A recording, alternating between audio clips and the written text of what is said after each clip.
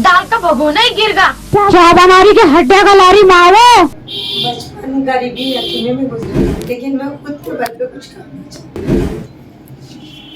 मैं अल्लाह से तौबा करके बात, एक बड़ी स्टार ये हूँ कि मुझे मेरी पूरी फैमिली लेके चलना पड़ता है। Fancy garment and kids mall, sherwani, coat pant, three piece, suiting, shirting, tailoring, बच्चे और बच्चियों के लिए कई सारे कपड़ों की वैरायटियां। हमारा पता आयशा नगर पुलिस स्टेशन के सामने, हजार खोली, मालेगांव। प्रोप्राइटर चांद खान।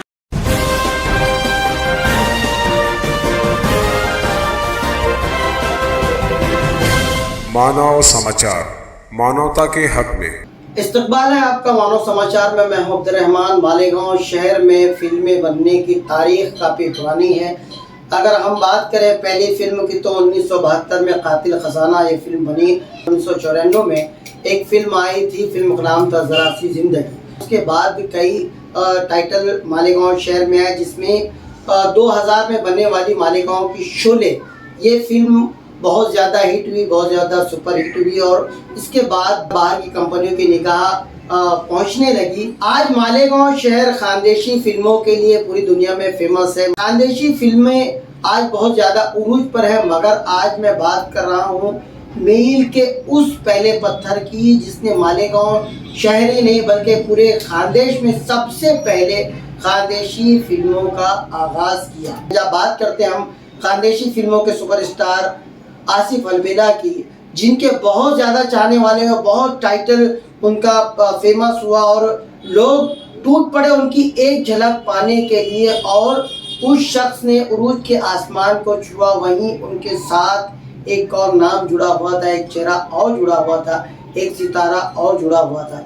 अगर हम आसिफ अलबेला को मालेगांव शहर का दादा साहब फाल्के कहें या पहला सुपरस्टार कहें तो कहीं ना कहीं से उस फीमेल कलाकारा की, उस लेडी की अहमियत, उस लेडी की अफादियत और उस लेडी का वजूद नकारा नहीं जा सकता। कहीं ना कहीं से वो भी बराबर उसी तारीफ की हकदार थी, उसी शोहरत की हकदार थी। आज ऐसी ही एक फीमेल आर्टिस्ट हमारे साथ मौजूद है जिन्होंने खानदेश की बारात इस टाइटल से शुरुआत की। मानव समाचार में आज हम उनसे खास मुलाकात कर रहे हैं। मेरे साथ इस वक्त बैठी हैं उस टाइटल की सबसे मशहूर अदाकारा आयशा अंसारी। आयशा जी, सबसे पहले तो आपका इस्तकबाल, स्वागत है मानव समाचार। Thank you. मैं गर्चे आपका नाम किसी तारीफ या तारुफ का मोहताज नहीं है। जो लोग कसरत से खानदेशी फिल्में टाइटल्स देखते होंगे उनको आपका नाम भी पता है, आपके चेहरे से भी वाकिफ है और आपके काफ़ी सारे वो फैन फॉलोअर्स भी हैं। फिर भी एक फॉर्मेलिटी है खाना पूरी। मैं चाहूँगा कि एक आपका हल्का सा तारुफ जो है लोगों को हो जाए। आप कहाँ से हो, कहाँ से बिलोंग करते हो, आपके जो है तालीम और आपके बचपन के बारे में कुछ थोड़ा सा मैं जानना चाहूँ। बचपन गरीबी यकीने में गुजरा, उसके बाद जो ससुराल मिला वो भी गरीबी था, लेकिन मैं खुद के बल पे कुछ करना चाहती थी।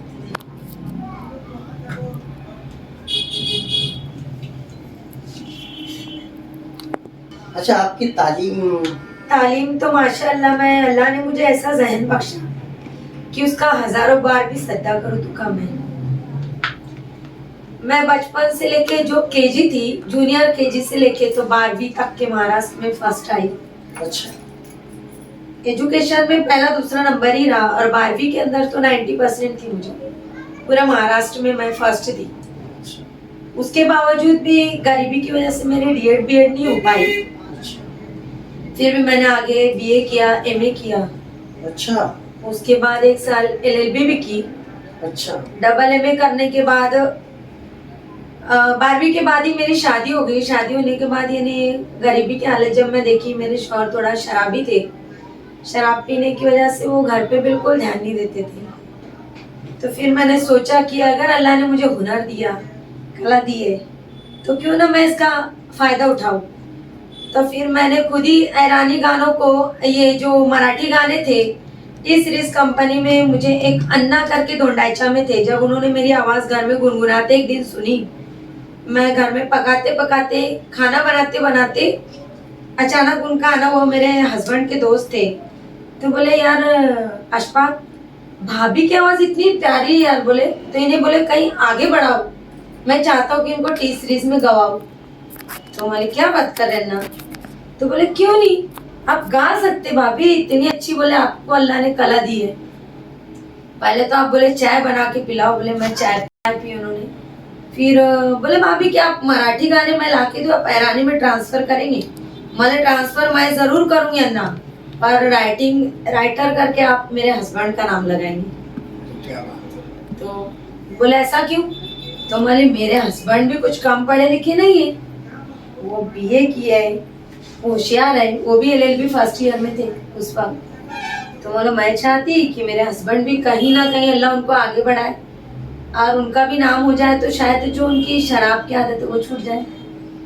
तो उनको सीधा रास्ता लाने के लिए, नेक रास्ता दिखाने के लिए मैंने बहुत कोशिश की, पर शायद बोलते ना नसीब कभी ऐसा अल्लाह लिख देता है कि बस वो वही कब जाता। हाँ, बस वही मेरे साथ हुआ। फिर मैंने टी सीरीज कंपनी में मेलेडी मेकर्स में पहले स्टूडियो में मैं सिंगिंग के लिए गई हुई थी वहाँ, तो वहाँ आसिफ भाई और साजिद भाई आए हुए थे। अच्छा।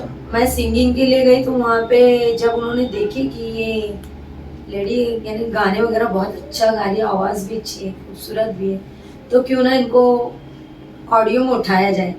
तो ये लोग मेरे घर आए। घर आने के बाद खानदेश की बारात की जो ऑडियो थी, वहाँ से मेरी ज़िंदगी स्टार्ट हुई। और ऑडियो में मैंने इनके साथ काम किया। पहले सिंगर के तौर पे मैंने सिंगिंग की। सिंगिंग में मैं अपने आरोही ऑर्केस्ट्रा में, धुलिया में आरोही ऑर्केस्ट्रा था, उसके अंदर बहुत सिंगिंग की।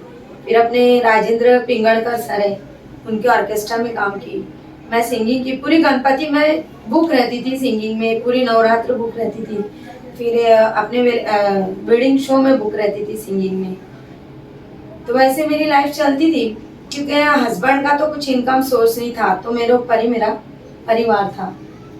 अच्छा, तो फिर रिकॉर्डिंग में आपकी मुलाकात हुई आसिफ अलविदा वगैरह से, और आपके फिर कुछ ऑडियो टाइटल्स आए। ऑडियो टाइटल्स आए तो इन्होंने पहले मुझ पे शर्त रखी कि पहले बोले हम आपको 1 रुपया भी नहीं देंगे। अच्छा। आपको काम करना होगा। एज मजबूरी मैंने वो एक्सेप्ट किया और उनके साथ काम भी किया। 2 टाइटल में, ऑडियो में भी मैंने 1 रुपया नहीं ली, सिर्फ उन्होंने पुणे आने जाने का भाड़ा, वो भी मालेगांव तक के हम लोग का खुद के खर्चे से हम लोग आए, और फिर यहाँ से उनके साथ लग्जरी पे पुणे गए। अच्छा। और फिर मैंने यानी उनका साथ दिया। लेकिन आज देखा जाए तो मैं एक अंधेरे में 9 साल 10 साल से एक अंधेरे में चली गई थी। कुछ मेरा फैमिली मैटर्स भी था, लेकिन इन्होंने सोचा कि अब आयशा की हमें कोई ज़रूरत नहीं, हो सके तो हमें नए नए आर्टिस्ट मिलेंगे, हम खुद में कैपेबल हैं, हम खुद एक एक्टर्स है और फेमस एक्टर्स है। लेकिन कभी कभी नालों की भी ज़रूरत पड़ जाती है समंदर को पानी बढ़ाने के लिए। अगर उनकी नज़र में एक मैं मामूली औरत समझी उन्होंने मुझे, उनकी नज़र में मैं हूँ मामूली, लेकिन अल्लाह ने हर एक बंदे में एक ऐसी सलाहियत पैदा की है जो उसकी जगह वो परफेक्ट है और बराबर है। अच्छा, मैं खानदेश की बारात पर ही आऊँगा कि बहुत फेमस वो टाइटल हुआ, ऑडियो काफ़ी ऑडियो कैसेट्स वगैरह उसके बिके उस वक्त, जो है बहुत ज़्यादा इसकी धूम मची। और उसके बाद फिर ऑन डिमांड मालेगांव शहर में उसका एक वीडियो वर्जन बनाया गया। तो ये वीडियो वर्जन में आप फिर कैसा आप आई, और वीडियो वर्जन का जो एक एक्सपीरियंस था, जाहिर सी बात है कि जो ऑडियो होता है, ऑडियो के अपने तकाजे अलग होते हैं। मैंने रेडियो पे भी काम किया है, जहाँ सिर्फ आपकी आवाज़ सुनाई देती है, आपका चेहरा नहीं दिखाई देता, आपको पूरी एक्टिंग जो है, अपनी पूरे जज्बात सिर्फ आवाज़ के ज़रिए पेश करना पड़ते हैं, क्योंकि सामने वाले सुनने वालों का आपका चेहरा दिखाई नहीं देता। वो एक अलग एक्सपीरियंस मैंने भी किया है, वो एक अलग एक्सपीरियंस आपका भी रहा। उसके बाद आप वीडियो पर कैमरे के सामने ऑन कैमरा आप एक्टिंग करने के लिए आए। सिर्फ पहले मैं ये पूछना चाहूँगा, उस चीज़ से पहले क्या कभी आपने इससे पहले एक्टिंग वगैरह की थी कैमरे के सामने, कभी आपने कुछ एक्सपीरियंस तजुर्बा था आपका? सिर्फ स्टेज शो की डेयरिंग मुझमें बचपन से अल्लाह ने दिया था। As a singer? हाँ, as a singer as a actor stage show जो ड्रामे पहले जी, स्कूल में ड्रामे जी। हुआ करते थे, वो ड्रामों में भी मैंने बहुत से रोल किए, कभी भिखारी का, कभी अच्छा। माँ का, कभी शिवाजी की माँ का, अच्छा कभी तो अफजल खान की माँ का, अच्छा बहुत से रोल किया है। अच्छा, यानी कहने का मतलब वो एक्सपीरियंस स्टेज शो का आपको वो काफी बेनिफिट किया, यही आप हाँ, कहेंगे? हाँ, हाँ, वो हाँ। जो अदाकारी आपने ड्रामों में की, काफी मिलती जुलती जो है हम लोगों की कुछ कहानियां, ऐसा लगता है, क्योंकि मेरी अपनी भी शुरुआत भी ड्रामों से ही हुई थी। तो वहाँ ड्रामों से फिर आप आई फिल्मों की तरफ, आपको उन लोगों ने खानदेश की बारात इस वीडियो के लिए कहा। तजुर्बा कैसा रहा आपका फिर?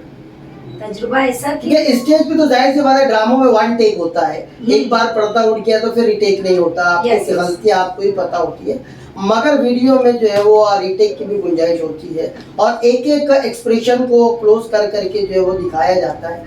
कैसा रहा आपको उसका तजुर्बा?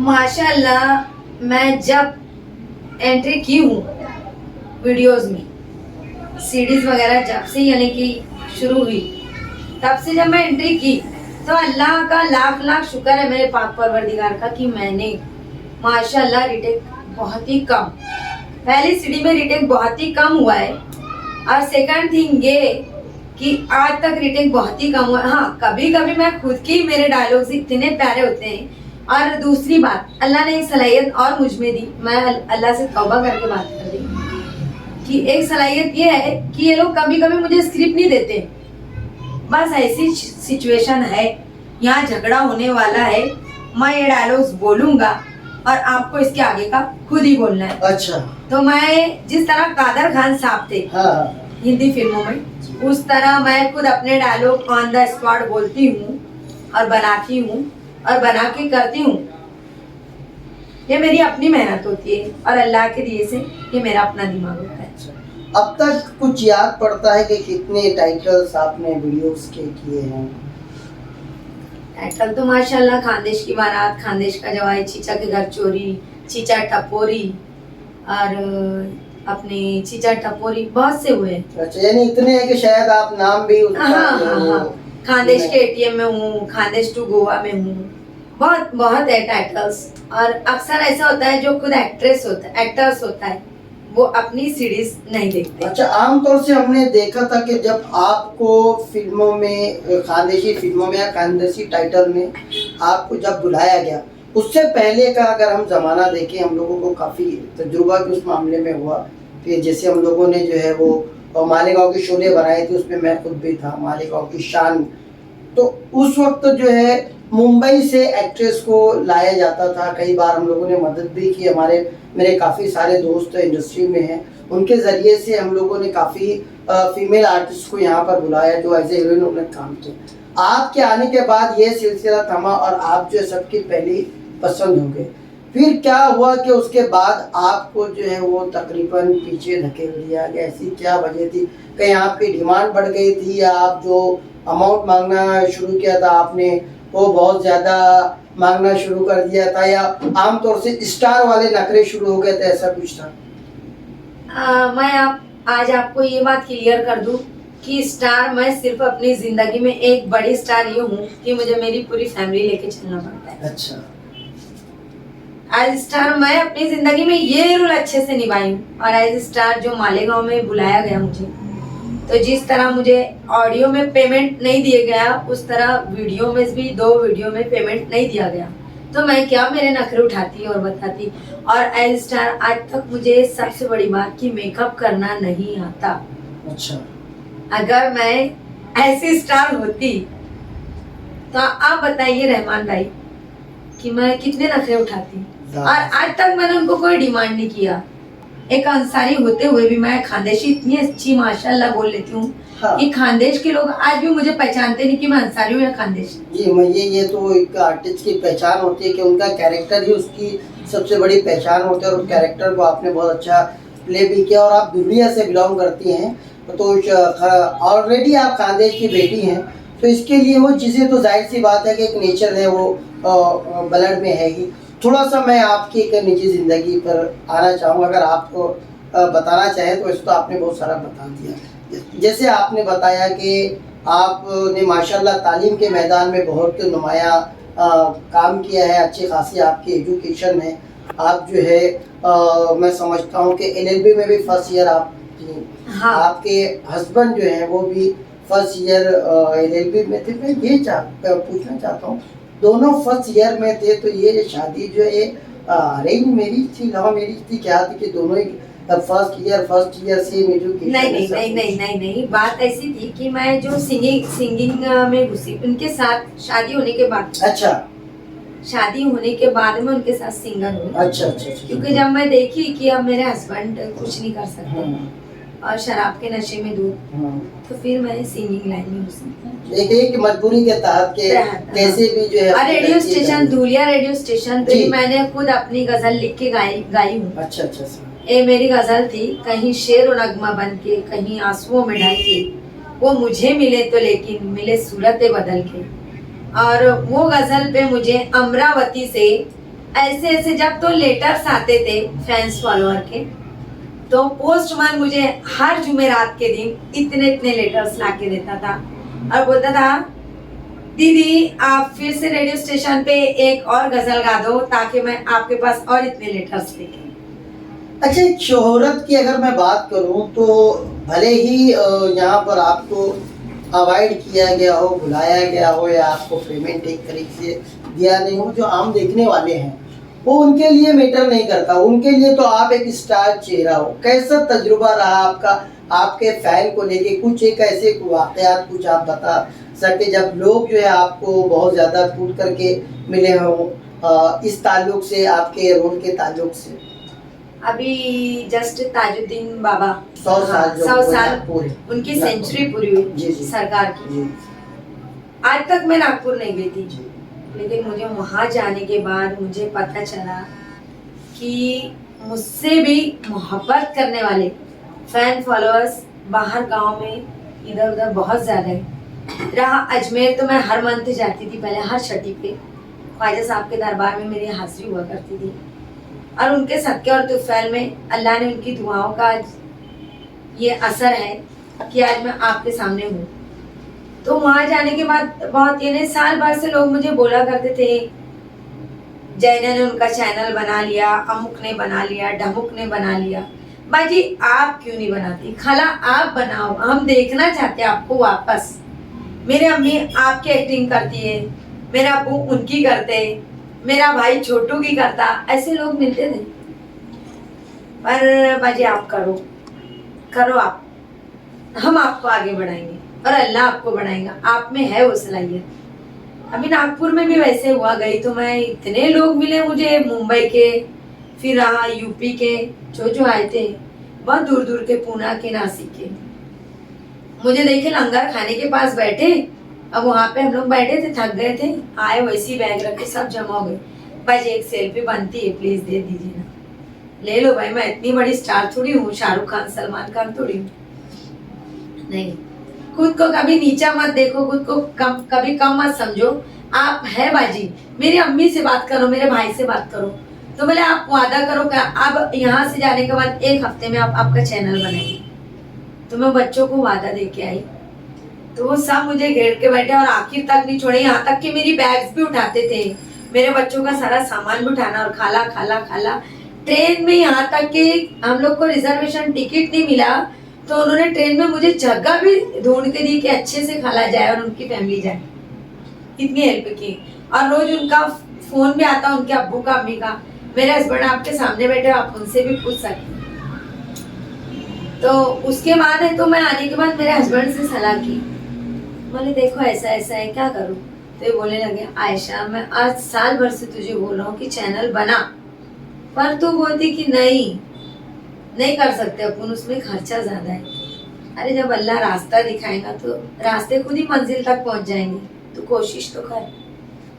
फिर अचानक परसों के रोज खालिद सरहदी साहब धूलिया है, वो मेरे बचपन के क्लासमेट हैं, हम लोग केजी से साथ में पढ़े हुए हैं। तो फिर ये आए तो ये बोलने लगे कि वो दूसरे के चैनल के हिसाब से आए थे, पर जब सुने कि ये बंदा भी इनको बहन मानता है और इनको बोल रहा है कि मेरे पिक्चर्स में काम करो, मेरे वीडियोस में काम करो, तो ये उनका चैनल बनाने के लिए आए। और मेरा मोबाइल मांगे और 2 मिनट में मेरा चैनल सरहदी सामने रेडी कर दिया। अब मेरे शौहर बोले नहीं, बोले वो नहीं करते रहेंगे, आप बनाओ भाई। बोले मैं आपको ऑर्डर देता हूँ, आप बनाओ। तो बोलते ना एक आदमी की तरक्की के पीछे एक औरत का हाथ होता है, लेकिन एक औरत की तरक्की के पीछे 2 आदमियों का हाथ है, एक मेरे शौहर का और एक खालिद सरहदी साहब का, और अब इंशाल्लाह तीसरा आपका भी होगा। क्योंकि 2 दिन बाद तो मुझे आपने बुला लिया आपके चैनल पे, तो आपका तहे दिल से शुक्रिया अदा करती हूँ। अच्छा, उस चैनल का भी थोड़ा सा नाम बता दीजिए ताकि जो देख रहे हैं जब आगे आपके वीडियोस आए तो हमारे जो देखने वाले हैं। और ऑलरेडी मानव समाचार पे हम लोग 24 घंटा जो खबरें चलाते हैं, खबरों के बाद एक जो वक्फा होता है उसमें आमतौर से खानदेशी टाइटल्स जो दिखाई देते हैं, तो आपके सारे जो चेहरे हैं सारे खानदेशी स्टार के लोगों तक पहुंचते हैं। तो मैं चाहता हूं एक आप अगर अपने चैनल का भी नाम बता देंगे तो हमारे जो देखने वाले हैं वो आपको सर्च कर लेंगे। मैंने मेरे चैनल का नाम खानदेश एंटरटेनमेंट रखा है, और अभी पहली वीडियो सिर्फ 4 मिनट की, मजाक में बोलते ना रजाक मर गया, वैसे 4 मिनट की वीडियो खालिद भाई ने बनाई। वहाँ नहीं, आपको करना ही है, बोले बाजी आप करेंगे ही, और ये मेरा ऑर्डर है, अगर दोस्त समझते तो अभी बनाना ही पड़ेगा। अब वहाँ पे आंटी भी मुन्ना भाई के घर आई थी, तो आप सभी लोग पहचानते होंगे, सलीम मौलाना साहब के चैनल पे है वो। तो सूफिया नजर मैडम भी वहाँ आए, तो उनको बोली मैं कि आप मेरे साथ करना पसंद, बोले ये मेरा नसीब कि आपके साथ काम करूँ। तो मैं बोली फिर अच्छी बात है, 4 मिनट की शूट करना है आपको। तो बोले मुझे तो कुछ बोलते नहीं आएगा आपके साथ। वो पसीना हो गया पहले तो डर के कि मैं बाजी के साथ काम कैसे करूँगा। ले लेंगे एक वक्त ऐसा था, मैं भी ऐसी डरती थी। इंसान जब डरता है जब भी उठता है। तो मतलब अभी आज का डर तुम्हारे लिए उरूज है, तो मतलब आप करो मेरे साथ। तो फिर उनको मैं कुछ डायलॉग्स बोली। अभी जो बच्चे उठाने का काम शुरू है उस पे से चालू स्क्रिप्ट दिमाग में बनी और उनको डायलॉग्स बताया और बना लिए, और बनाया वो 4 मिनट का वीडियो रजिया खाला के झगड़े, ऐसा टाइटल दिए और छोड़ दिए। खालिद भाई ने कुछ एडिटिंग की, उनके हाथ से ही मोबाइल पे ही शूट किए, ना कोई कैमरा ना कुछ, मोबाइल पे शूट करके ऑन द स्पॉट एडिटिंग करके वो रात में 11 बजे कल छोड़ी हूँ मैं, और 36 से 38 सब्सक्राइबर हो गए। तो ये खानदेश क्या नाम बताया आपने अपने? खानदेश एंटरटेनमेंट।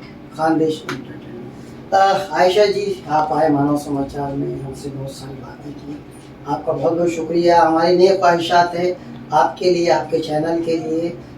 आइंदा आने वाले दिनों में आपका चैनल खूब फले फूले, और जितना आप के ज़रिए से लोगों का नाम हो उतना ही नाम खुद आपके ज़रिए से अपना हो, एक नेक ख्वाहिशात हम अपनी लेते हैं। आमीन सुम्मा आमीन, शुक्रिया।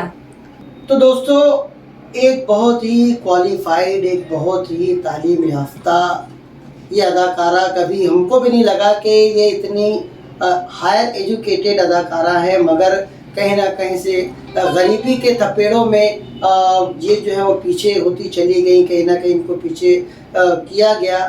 एक बड़ा स्ट्रगलिंग लाइफ इन्होंने जिया है, बहुत ज़्यादा ज़िंदगी में जद्दोजहद की है।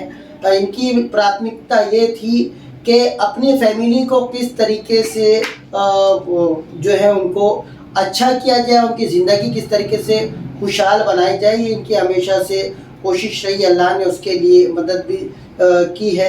देखिए, हम जो कलाकार हैं, हमारी जो ज़िंदगी है, अगर हम स्टेज कलाकार हैं, 3 घंटे की हमारी अपनी ज़िंदगी होती है, या जो फिल्मों में हमको देखते हैं चेहरे पर हमारे भरपूर मेकअप होता है, लाइट्स होती है, रोशनी होती है, मगर उस रोशनी के पीछे एक अंधेरी दुनिया होती है, वो जो हमारी अपनी निजी ज़िंदगी होती है, वो ज़िंदगी का अंधेरा होता है जो आम देखने वालों तक नहीं पहुंचता। हम कभी लोगों को अपने गम बयान नहीं करते, हम कभी लोगों को अपने दुख बयान नहीं करते, बल्कि एक हंसता मुस्कुराता चेहरा हमेशा ऑन स्क्रीन पर दिखाई देता है, मगर उन हंसती आँखों के पीछे आंसुओं का एक सैलाब होता है जो हम कभी किसी को नहीं दिखाते। हमें उम्मीद है कि आपने अब तक जितना दूसरे कलाकारों के लिए, जितने दूसरे फनकारों के लिए, खानदेशी चैनल्स के लिए जितने सब्सक्राइब किए होंगे, जितना उतने आपने उनको देखा होगा, उतना ही आयशा जी को इस वक्त आपके सपोर्ट की ज़रूरत है। मुझे उम्मीद है कि भरपूर सपोर्ट करते हुए ज़्यादा से ज़्यादा इनके चैनल को लाइक करें, सब्सक्राइब करें ताकि इनकी आने वाली ज़िंदगी दूसरे कलाकारों की तरह खुशहाल बन जाए। ऐसे ही वो सितारे जो डिजर्व करते हैं आपके सामने रूबरू करने का एक मिशन लेकर मानव समाचार चल रहा है, जिन्हें पीछे धकेला गया, जो आज रोशनी से अंधेरों में चले गए हैं, ऐसे सभी डूबे हुए सितारों को एक बार फिर से हौसला देकर उभारने का काम मानव समाचार कर रहा है।